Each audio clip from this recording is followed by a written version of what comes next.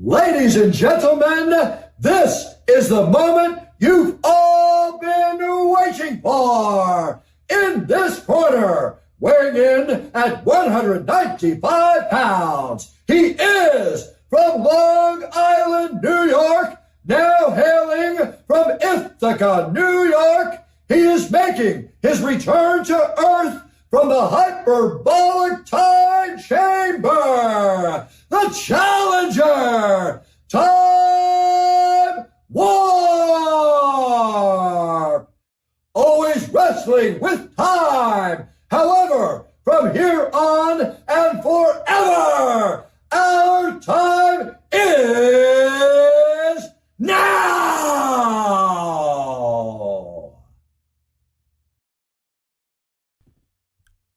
I think we are good now. Finally. Little bit of technical difficulty. It's been one of those days. Should have just stayed in bed, damn it. Woke up, thought I was running late to work. Said, fuck it. Jumped in the shower real quick. Hit my ass to work. I was on time. Did my first actual real parallel park today with like fucking 4 feet of snow coming off the curb. And I was like, fuck, am I going to do this? There was 4 people looking at me like, he's going to hit it. He's going to hit it. And then I just got in there nice and smooth. Perfect. Pulled up, straightened out. Was like, all right, we're good. In a little tight nook and cranny. You know what I'm saying? Fucking. But, yeah, man, this is Our Time Is Now, episode 31, and this marks Wrestling with Time number 12, I believe. Yeah, 12. 13, 14, No, 15. I'm pretty sure I checked last night. This ain't gonna be thrown off. But yeah, tonight we are gonna do a quick run through of something that's been sitting on the back burner for a while. It is Judgment Day number 1, 1998, the first Judgment Day ever. Do they still do Judgment Day? Is like Judgment Day still a pay-per-view? Not within the past 6-7 years. Damn, has it been kind that of long? like most pay-per-views now that'll make like a comeback every like once in a while. Damn, it's been that long, huh? Armageddon, It's a great pay-per-view. Armageddon gone for a while. And then during the Jeff Hardy push, where Jeff Hardy won the WWE title, he won it at Armageddon, and it was before Christmas and everything. So it's one of those things. And plus, also WWE is very popular for moving shit around, starting good projects, good names, and then ruining it. Yeah, or they try to come up with some new shit and try to enter that next era, that transitional phase of the business. And kind The of only 2 new pay-per-views that WWE has created that syncs up in their pay-per-view storylines, you know, how everything culminates. Backlash, which is usually right after WrestleMania. Okay, so they're still doing that. That's good. Backlash has been around for a long time, yeah. And the other one would be Main Event. No, not Main Event. Money in the Bank. Because Money in the Bank used to be a WrestleMania only match. Now it's been its own pay-per-view now for like 6 years. I've seen that happening, yeah. But that's dope that they did that they turned that into its pay-per-view because you get more ladder matches. Huh? Money in the Bank was created by Chris Jericho. Yeah, of course. The mastermind behind many of things upon the wrestling world, rather. 30 Instead years. of having a regular ladder match, how about we fight for something that could guarantee you a world title? Yeah, he's an innovator. That guy. makes a good idea. Money in the Bank. When he went to AEW, everybody was saying it's gonna fail, it's never gonna work. Look where it's at, bro. It's just continuing to grow every single day. You know, I mean, Jericho is a smart businessman. He's a smart guy all around, but entertaining as fuck. You ass clowns. You see Steve back there? He's wearing 2 pairs of sunglasses. And you know what I was going to do with Austin? I was going to put Rey Mysterio's mask on that jackass, but I figured that would be disrespectful to Steve and to Rey. What would we have? Ray Austin? Stone Cold Mysterio?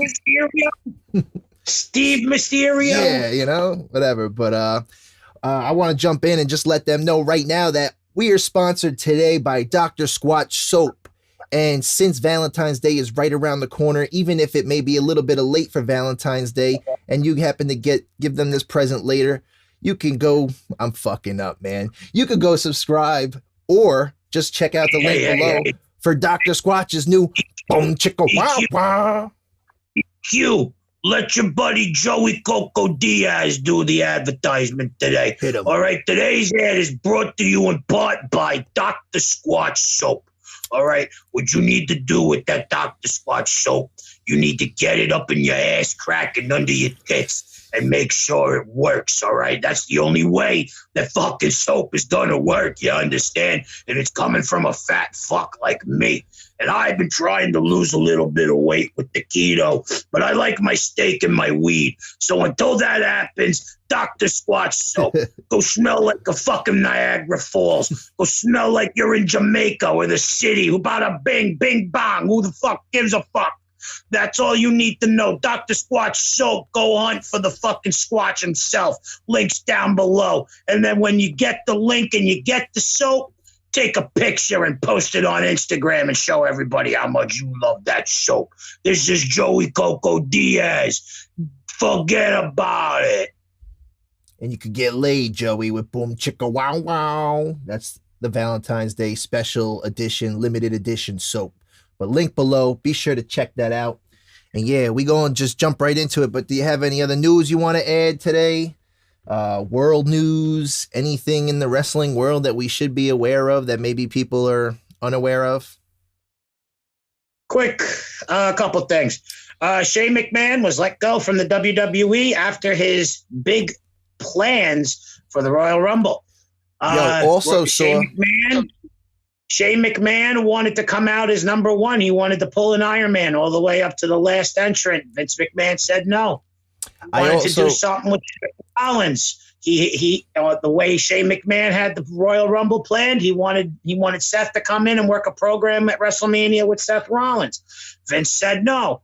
He wanted to go to the last 30th entrant. He wanted to come out like 28 or number 30. Brock Lesnar said no. And so it ended up coming down to Randy Orton and Shane McMahon, to where Randy was supposed to come out number 28 and Shane McMahon's music hits. And we have legitimate quotes here from Randy Orton. And I quote, "I am not entering to Shane McMahon's music. Shane McMahon is going out right now."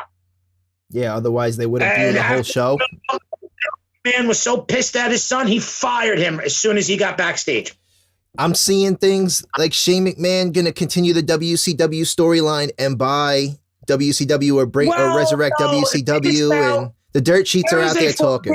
Door about to happen tomorrow night on AEW.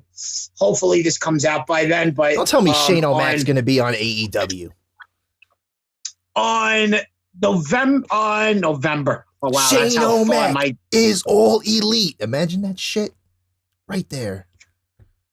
Look, all you need to know is today's date is whatever the day's date is. I guess my phone's being gay. It's not letting me fucking look at it. Today is February 9th. Okay, so today's February 9th. February 10th, there is a Forbidden Door contract. Hold up. I think today's the 8th and tomorrow's the 9th. Tomorrow's AEW Dynamite.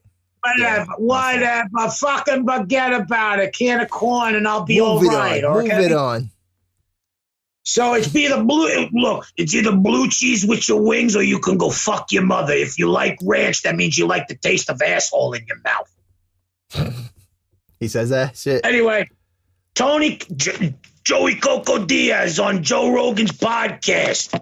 Me, Jamie, and Joe talking about wings and how the only way to eat wings is only with blue cheese, or really it's go fuck your mother. Because if you like ranch, then that means you probably like hooking up with your sister and shit because you like the taste of ass. Whoa. Who says it's got to be your sister if you like the taste of ass? I'm sure there's a lot of people out there who eat random strangers' asses. Joey Coco Diaz said that on Joe Rogan's podcast. I shit you not either. There's a lot of people out there who will eat a stranger's ass. Well, then I guess they like the taste of ranch because that's what the taste I get. I could think of a few. You saw Van Zant's photo the other day. I posted her up on If I know I'm going to have wings when I go to a restaurant like that, I bring my own bottle of blue cheese. Because if they tell me they don't have any, and if not, all they have is ranch, I'll pull out of my fucking backpack and I'll pull out a bottle of blue cheese. And the good blue cheese that's a little bit of chunky with the cream in it. Fucking Van Zant came out last week to challenge Brandy. Did you watch it? Tony Khan has been tweeting crazily. I mean, crazily. About on Sunday, the new AEW debut signee will be entering from anywhere. Could be anywhere. A company that AEW is willing to do business with, a company that we probably have a good relationship with, or a company that's open to do business with us. Excuse me. All I'm going to say is that this person could either come in, open the proverbial forbidden door on the old company, sign with us, and close the other door, shut in their face. And I know you're predicting Shane O'Mac for this. Going around that it's Keith Lee, which I kind of see it being Keith Lee. But with the way, and I thought of this when I heard that Shane McMahon got fired, I was like, Shane McMahon, the AEW confirmed, WCW lives. Yeah. So it wouldn't be too off, but I also originally thought they were going to do a storyline between him and Austin Theory because him and Vince are getting close. So I thought this was all storylined until more news came out that no, Vince actually fired him and all this. So Tony Khan is making it look like Shane McMahon's about to enter AEW. Yeah, even if he's not, he's got the hype going. He's pretty much on top of it. He's got the hype, and also with Shane McMahon being fired, that lights the rumor mill so fucking high that Shane McMahon could end up in AEW. To be totally fucking honest with you, he really could. He doesn't need WWE. Shane has got his own companies and everything. He's his own millionaire. He's always wanted to do his own thing anyway. He's kind of always wanted to ride Dolo. Originally, back in the 90s. Been here, gone. In the 90s, he wanted to buy ECW. Yeah. That's why with the whole I was watching that thing with Stephanie owning ECW and Shane having WCW, the original plan was in the 90s. Shane wanted to buy the UFC and he wanted to buy ECW. Mm-hmm. UFC in the 90s was going for fucking pennies on the dollar. Do you know how rich Shane McMahon would be right now? Well, he'd be Dana White. With Dana White. Huh? Think about it. Dana White became a billionaire with a company that he knew that was going to make money. Of course, bro. But I'm saying Dana White would be the Shane O'Mac. At that time, in the late 80s Shane O'Mac and 90s, nobody Dana White would be that big. Nobody really thought that, oh, what are we going to get? An actual version of people actually killing each other that's worse than boxing? Yeah, well, it was Octagon. Well, it wasn't always called UFC. It was like the Octagon at one point, you know? No, I understand, but at the same time, it's like, when you think about it, it's like he knew what he had, and even back then, Shane McMahon knew. Of course. Well, what Dana White had was stayed ahead of the curve. Literally, like Dana White and Randy Couture built the UFC. Yeah, Randy too. Randy Couture, Dana White. Okay, if we're being legitimate, because I only know so much about UFC, but I know in the early days, a lot of them were former like not WWE, but just former wrestlers in general that were legit tough guys. Like Olympic wrestlers. People that were literally not tough guys. Like I know Dana White. I know that Dana White in the early 90s came up to fucking Nathan Jones and Tank Abbott and wanted Tank Abbott to fight in the UFC and shit. I think Tank Abbott might have done MMA stuff in the early, later on. He definitely had to do something. He was definitely late 2000s. I think Tank Abbott went to some type of MMA, maybe Bellator or fucking WCW billed him as an MMA. Something. Dana White did approach them back in the day because they were big, beefy fucking guys. And Nathan Tank Jones Abbott was fucking huge, bro. Jones, were known for having bar fights and legitimately almost killing people. Didn't Nathan Jones actually catch a case for shit before he came to WWE? I thought I was watching Confidential and they were explaining something about him, and I was like, that was a big motherfucker. I wasn't really paying attention to it, but I thought he did. No, I think that was before they signed him. Yeah, I'm saying before they signed him. Like he had a priors. It was like in 04. He came in around the beginning of 03, the middle of 02. He just didn't last long. Why? Because was he just not what they were looking for? They couldn't mold him right.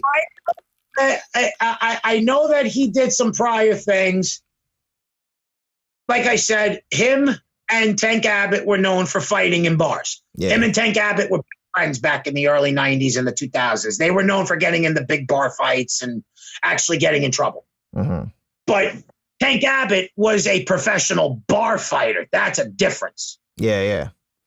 There is a actual professional bar fighting, and that's usually like biker clubs, Ireland, and shit like that. Like that's what they, get really into, where that somebody does die. If you think about like Shamrock, though, back to like wrestlers and MMA, I'm pretty sure the early days, like I said, to my knowledge, it's pretty much Dana White, Randy Couture is pretty much the top few guys, but then you do have Ken Shamrock, you got Dan Severn. Yeah, but Ken Shamrock was like world's most dangerous man because he like was training with sumos or something. That's how he got. No, actually, do you know who was the most dangerous man in the WWF in the late 90s? Who? And it was not Ken Shamrock. Not Ken Shamrock. Tommy Dreamer or some shit. No. No, and as Sadistic, and everybody yes. knows, Sadistic, I love Jim Cornette, and I hate Jim Cornette on certain issues. But this is one thing I can agree with Jim Cornette on. What's Jimmy got? Dan Severn, back in the late 90s, was the toughest fucking person in the WWE. Isn't that dude on AEW right now? He's got his team, American Top Team, right? And Severn. And that is him, right? The heavyweight champion, the former NWA champion. He's held a lot of world titles. Yeah, isn't it American Top Team though? Isn't that like his team? Dan Severn used to be a legitimate UFC fighter. That's why. That's what I'm talking about. He's in AEW right now, though. I'm pretty sure it's him. Called the Brawl for All. He was in the Brawl for All. The reason why he didn't compete in it as long as he did was because he was a legitimate UFC fighter, and it broke his character, making him look weak, that he would lose in a shoot fight like that. Meanwhile, everybody knew that he would kick the shit out of everybody. Yeah. Well, everybody. Dan Severn, toughest piece of crap. Or as you can say it on this show. It's okay. He was going to say piece of shit. It's fine. Fill in the blank here. Piece of if we're putting it on TikTok, good thing that you censored Jim it. Ross would say Dan Severn's tougher than a $2 steak. Yeah, Jimmy. So if that's how tough he is, he's tougher than a $2 steak. Yeah, I mean he's pretty old now. I'm sure there's more. Gerald Briscoe, 83 years old. Bruce Pritchard's own words also in his podcast a couple of months ago. I shit you not. Feel like in his own words were strong motherfuckers. Gerald Briscoe will still stretch anybody and still make you fucking cry at his age. Yeah. He looks like a tough son of a bitch, though. Bruce Pritchard even said Gerald Briscoe will take young guys today and make them cry. Yeah, I'm sure. I'm saying he looks like a tough son of a bitch just looking at him. Even when I was watching the Pat Patterson documentary, I was like he's old as shit, but he still looks fucking jacked. Like Charles Bronson. Vince McMahon looks like a Rockefeller, bro, that had like 8 heart transplants. Like that guy, that Rockefeller that was like 100 years old with the red lines around his eye. Like Vince looks like the devil. David Rockefeller, the one that just passed away a few years ago. Yeah, well, Vince looks like the devil right now, bro. And I don't know if it's all those years of roids up the ass and shit, injecting them roids and shit and other things like that. But it's taking its toll. Vince is about to hit 80. Vince, stop. You could tell Vince looks his age. But it takes a toll on you later in life, no matter what. But look at him right now. Vince actually does look his age. But if you think about it, though, like Shane McMahon, the one thing I respect about Shane and I like about Shane is that he don't juice. Said this. Jim Cornette has said for 50 years, as long as he can remember, Vince McMahon has always tried to retard the aging process, whether it's steroids, vitamins, whatever he's doing. He doesn't want to have the concept of looking old. That's why that he is technically almost the oldest man in history. You know why? Have a good looking body like that and be on Muscle and Fitness. You know why? Because Vince McMahon actually uses one of our other sponsors, Keeps. Him. Oh, and also ICO Pro. It makes shit your brains out, but you're going to lose weight no matter what, baby. What was that product though? It's like for him or hims or something, like what you keep your hair. I said keeps, like you get to keep your hair or some shit. But but that's the thing about Shane O'Mac though, is like Shane listen up, yo. Shane never juiced. Like Shane just always came out and did his badass routine, jumping, falling off his shit, putting his body at risk. But he never maybe nothing but the best sweaty wrestler in the world. But even when he was younger, though, he was still entertaining as shit, and he never had to bulk up to be a badass. He was just he was a punk regardless. But match, you will know he is a goddamn fucking sweaty motherfucker. What the fuck? He doesn't do anything. High blood pressure. He sweats like he's fucking doing 30 laps in the gym. High blood pressure. All those business meetings, those long hiatuses from WWE instead of staying on the roster full time and hitting the performance center. Fucking high blood pressure. The guy's going, and then after that, he's just going. But still, he still does shit, bro. And, bro, he's got to be at least like 50, right? Shane McMahon's 52 years old. Okay, so don't hate on the motherfucker. Not a lot of people are in there after the age of 50 wrestling, for Christ's sake. A lot of them retire by 45, maybe even long before that. Undertaker never looked like that. Undertaker never looked like that. Undertaker wrestled when he was 56. That's one fucking man who's like phenomenal. Ric Flair didn't look like that. Bro. Ric Flair looked the same as he did in the 80s and 90s when he wrestled up until 70. Yeah, I guess so, but I don't know. I was looking at Rick as Evolution, and I was like, without Batista, you don't have that tag title, Rick. Hulk Hogan didn't look different. Yeah. Now they all I can name a few other guys. It's crazy how much they've all changed. Like even seeing like Lex Luger now and stuff like that. I'm like, damn. Like Scott Steiner. I'm like, oh, you look at Lex Luger. And you see the reason why these motherfuckers. But I'm saying these motherfuckers were like superheroes when we were kids, you know, and now we're grown up and they're old. I'm just saying, Lex Luger is a main reason why you don't do steroids. Yeah, I know, but I'm just saying you can be. It makes you think about life in a new perspective. And this jacked all your life, but as soon as you stop doing a shot at Deca and all that stuff, guess what? It cripples you, bro. You're gonna end up having fucking T-Rex arms. Yeah, it's fucked up, that shit. But let's jump into it. Made your fucking cramps. Moral of the story is don't do drugs, kid, and don't do steroids. But you got to take those shots in your ass, and these aren't the ass shots that you want, ladies. Your neck or up your ass. And then after that, your hand will get the arthritis because your hand's used to doing this 7 times a day. Let me explain something. I mean, let me understand something. Ask a question. Like, why do people take steroids in the ass? Is it because like they don't look like a fiend? Is it the fastest way to inject it into your bloodstream? According to what Kevin Nash said, yeah, on a Wrestling U shoot with Sean Oliver from Kayfabe Commentaries, a couple of them. Story of Shawn Michaels and the Warlord. Okay. Late 80s. Warlord is walking around the locker room asking people to hit him with fucking 30 cc's of fucking roids.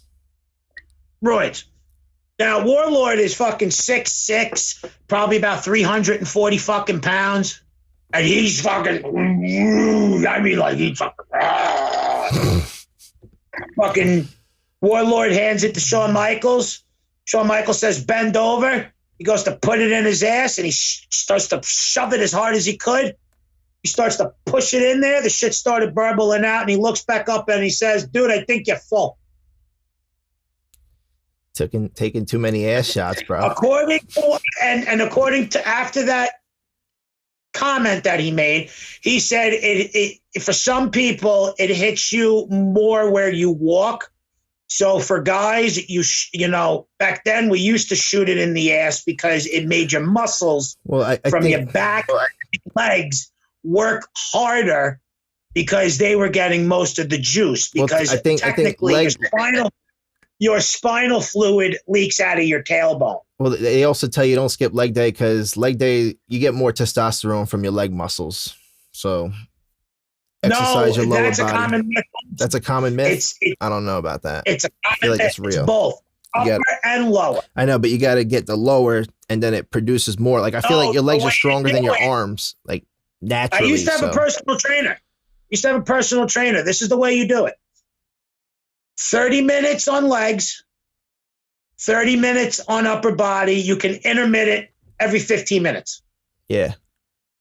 So down, do up, 15 minutes up body, do a little bit of leg work for 15 minutes. Do another 15 minutes of upper body, finish off with a little bit of leg work. Done. Mm-hmm. Yeah. Today at work. That's the best way to do it because it's keeping your mind fresh. And it's keeping you going, and it's keeping that testosterone moving because now you're actually using every single part of your body. Today at work, we got Physical Fitness Month coming up in a couple of months. We got Black History, Women's History, and then I think back then it was easier to put it in the ass because it would hit your upper body faster because your spine, your tailbone meets right there.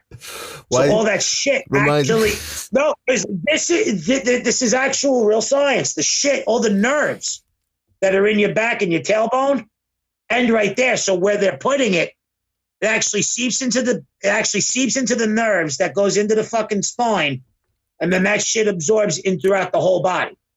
Think of it like this. Grand Theft Auto. Think of it like this. Break your back, you leak spinal fluid, and then you're fucking paralyzed for the rest of your life. Yeah. You know why? Because you can't put that fluid back. Yeah. Reminds me of fucking, it reminded me of Grand Theft Auto. I don't remember if it was Vice City, San Andreas, where the hooker's like, sister needs a burger shots. Because you were just like, a shot in your ass. Or whatever the fuck. I don't know. I was dying. But, I forgot what I was going to say before that retro into that, but let's jump into it, bro. We got 1998 Judgment Day. Like I said, I'm pretty sure this is in Chicago, Illinois. I'm pretty sure this is the first Judgment Day.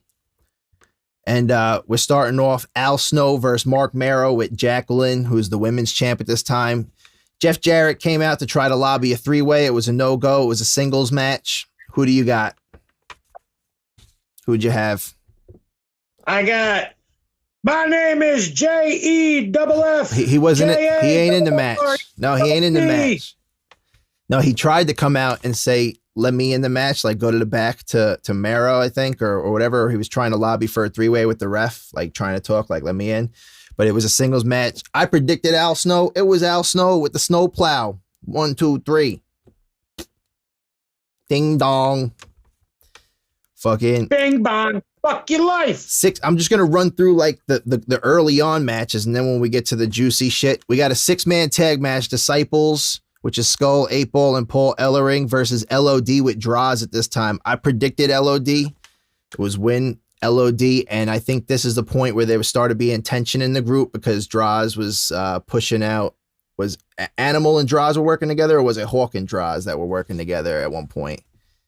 This is the storyline where one of the brothers, alcoholic abuse and drug abuse was being brought in. That's why they brought in Puke. Puke. Okay. Yeah. And then we got match number. Draws is Puke. Draws is Puke. This is making light of. Well, he's Legion of Doom here. Is making light of Hawk's drug and alcohol addiction, and so that's why they bring in Puke to every single time where he does something wrong.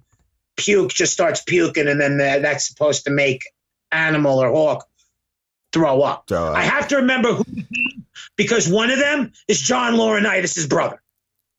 Not Paul Ellering, right?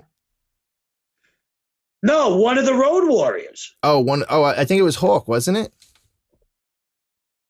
Whoever's won, his name is Joe. That's his real name is Joe. All right.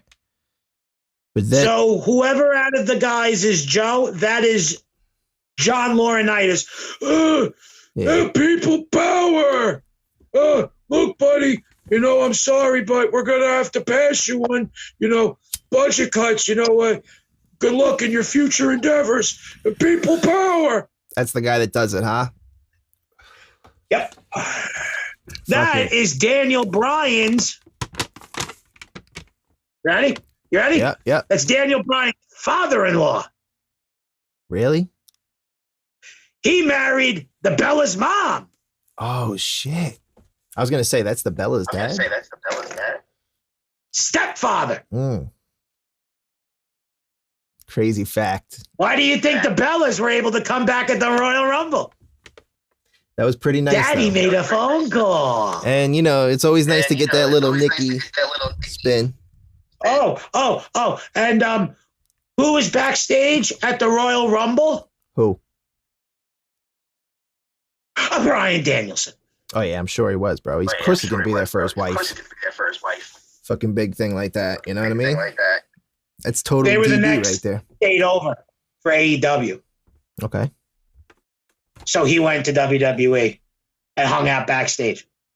Bro, he's definitely going to support his wife over anything, I mean, that's totally honorable thing to do. That's true DB fashion right there, or BD. Even though it's her second Royal Rumble that she's been a part of. His real name is Bryan Danielson, though, right? Not Daniel Bryan.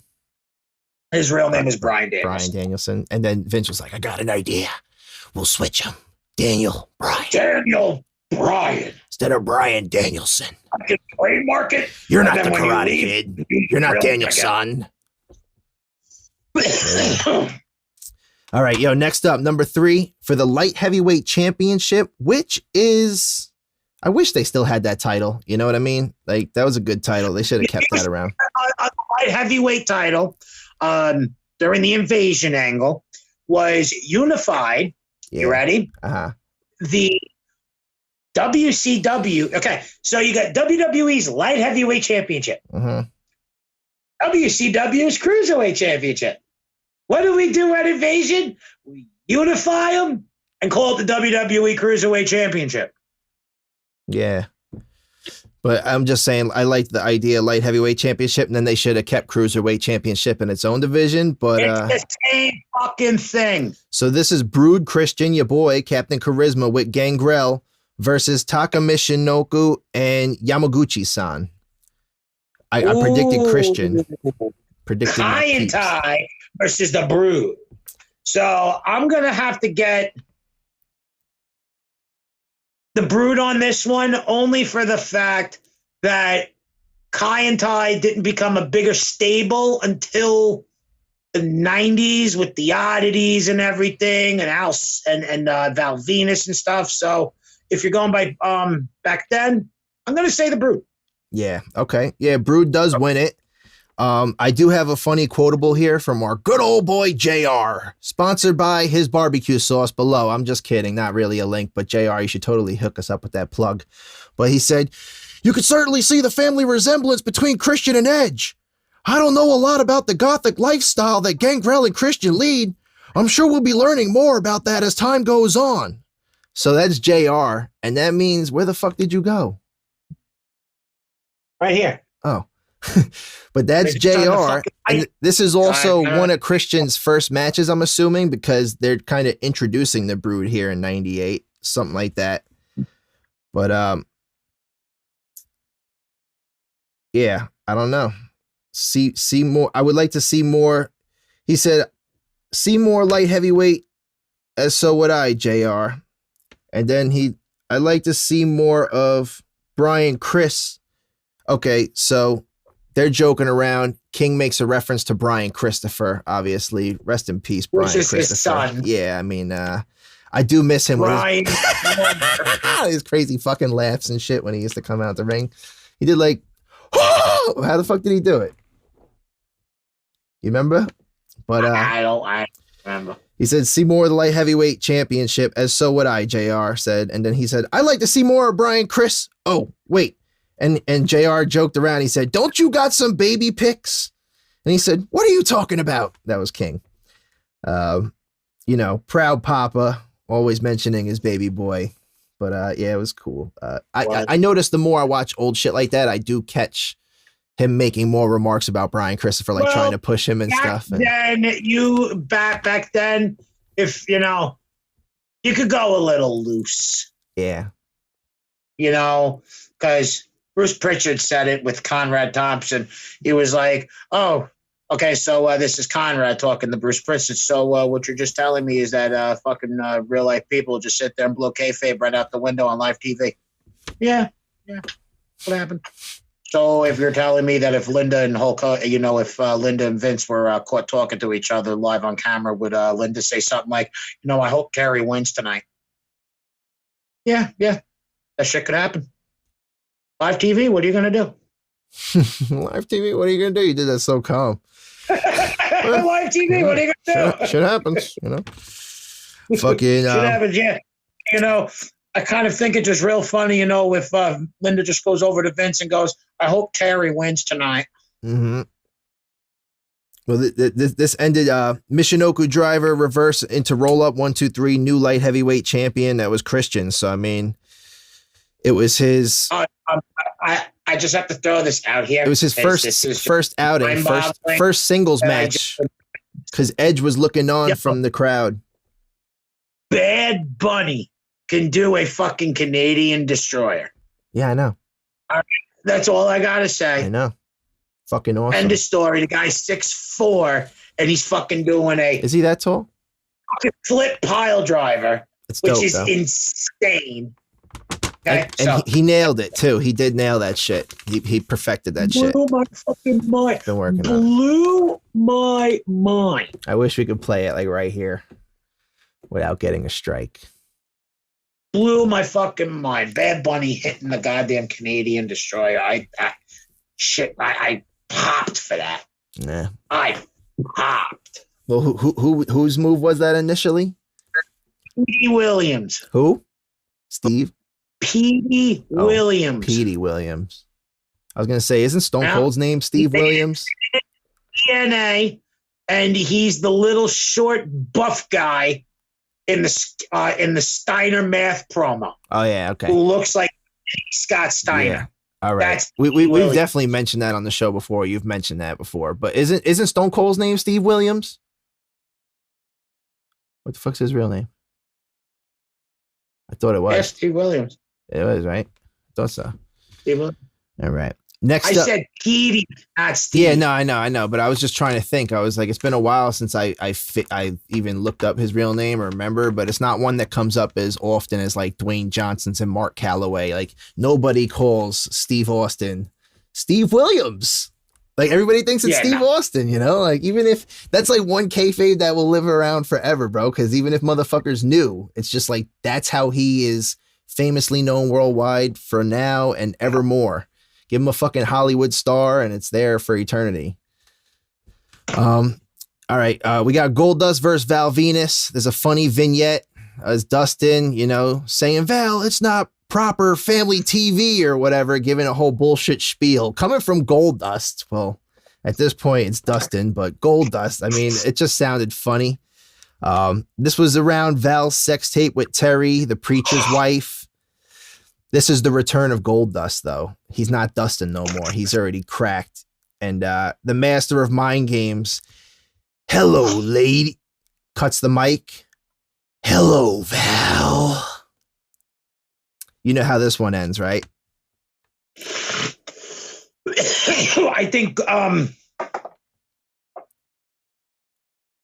Goldust wins by DQ by being way too fucking freaky. This is a kick to the dick that ends it all. 1, 2, 3. Talk about shattered dreams. That's the perfect move for it. Shattered dreams. Yes. But European title match next up, and it's X-Pac with China DX versus our boy D'Lo Brown. Another belt that I wish was still around, and it probably is an NXT, right? They have a European champ or something. Or the NXT and the NXT UK champion. UK champion, but I missed the European championship. But anyway, he did a super X Factor to D'Lo off the top rope. X-Pac picks up the win. That's probably like the first time that someone's used like their like X-Pac did like probably invented like the crazy finisher into like his finisher into super, like where it became like the super X Factor. Then you had the super RKO, the super FU, super F5. Really Has Brock ever done a super F5? To be honest with you, there is no such thing as a super RKO. The only way how that happens is if the guy jumps off the turnbuckle and Randy Orton just goes and catches you there. And he's done that. But also in the video games back in the day, he used to be able to put you up on the rope and then run with it. I wouldn't consider that a super because he's not doing any force. He's just grabbing you in midair. Yeah. John Cena does the super choke slam. There is the super choke slam. There has been 1 or 2 cases of possibly a super F5, but yeah, that's what I'm thinking.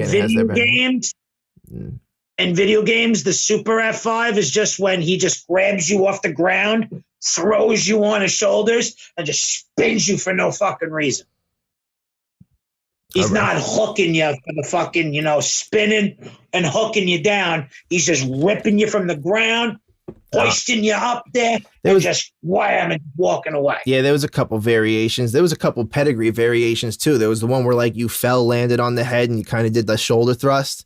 And then there was the one where Hunter like just smashed you and the guy flipped over already. There's a couple variations in that game. There was one variation. Not in that game. In that game. 06, bro.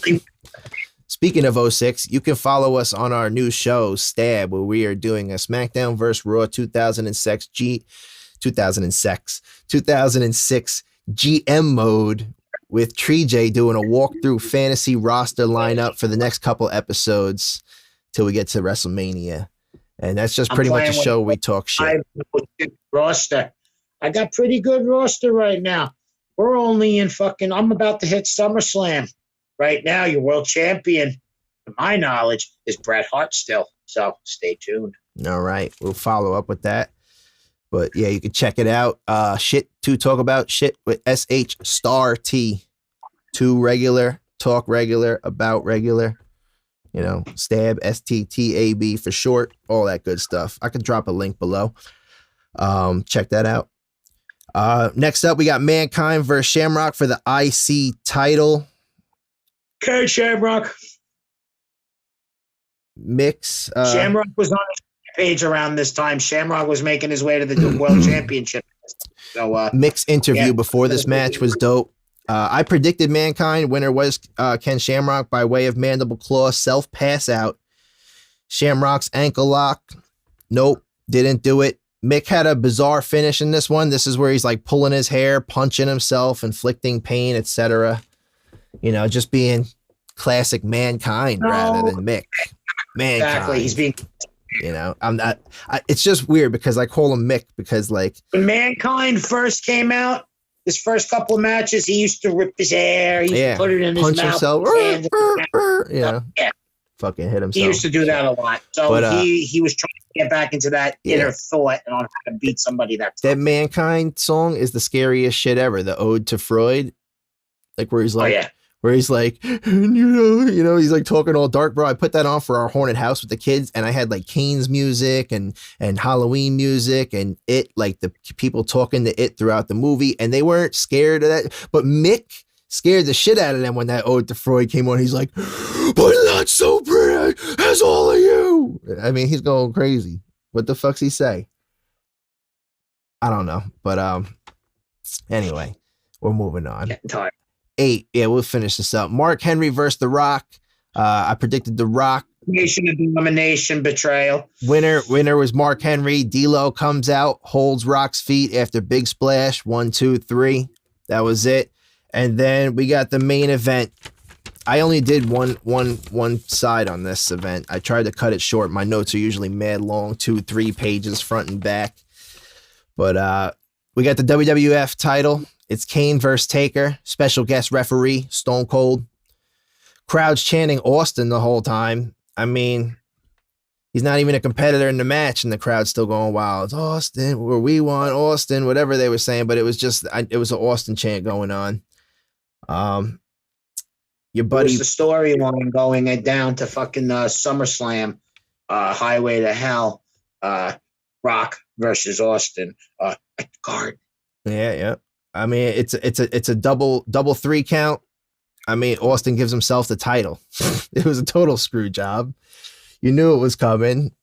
It was just Talk about Roman Reigns versus Seth Rollins Royal Rumble. Austin goes to find Vinnie Mac. He's nowhere to be found. Either. Vince comes up in the owner's booth, fires Austin. There's a beer bash. It's 3:16. Fans were throwing shit at Vince too. Like while he was in that box, they were throwing shit at him. It was pretty funny, but I mean, it was pretty good, bro. They just don't make pay-per-views like they used to anymore. Judgment Day, first Judgment Day of 1998. It was a good event. You know, I enjoy watching the old events and going back and recapping them because it's the shit we grew up on, man. Makes us live again, you know what I mean? But yeah, we could wrap it. Fucking, we're coming up on close to an hour, you know. It's been a while since we did a hour time is now and not a 2.5 hour later is now. Or hour. Half hour time. We do like 2 hour shows, hour and 50, but yeah. 15-minute half. Initially 15 minutes now. Well, initially I started it to try to just do an hour, like hour time is now. HOUR. It's hours, but it's hour like time. But shit happens sometimes, you know. Things run longer than needed, longer than could be, longer than predicted, whatever. But I had a couple hoes in there, bro. Ho times, half hours, HOs. And I've done 2 of them with Omar. Omar was on 2 ho times. But yeah, man. He would be. Make sure you check out the sponsors.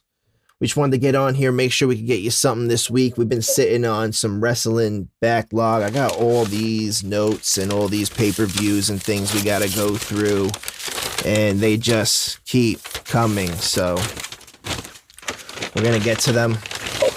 Yo, listen, it's Joey Coco Diaz. We're just going to tell you one more time. You need to follow this fat fuck up here, RoadStar Rhoden, all right? You can follow him on TikTok, all right? His TikTok is at Dr. Fauci on TikTok. This guy is awesome. If you hate Fauci, go look at his profile. This kid is very, very fucking funny. And another thing, Dr. SQUATCH soap. You want 15 to almost 30% off on certain items and certain deals. Use promo code BOW Chicka Wow Wow, because that's the way I like it. And we're going to do it just like how we would if you're eating ranch. You can go fuck your mother. Dr. SQUATCH soap. When you get the SQUATCH, then you get the soap up your ass crack under your tits. Joey Coco Diaz telling you, give me a can of corn and I'll be all right. Give me a can of corn and I'll be all right. All right, but yeah, I don't know if that's a promo code or not, but you can just click the link below and save the same amount. Just support the show with our link below. With that, this is Our Time Is Now, episode 31, and Wrestling with Time 12, and we signing off. We out. See you at, I don't know what hour time, but Wrestling with Time 13, motherfuckers. Peace.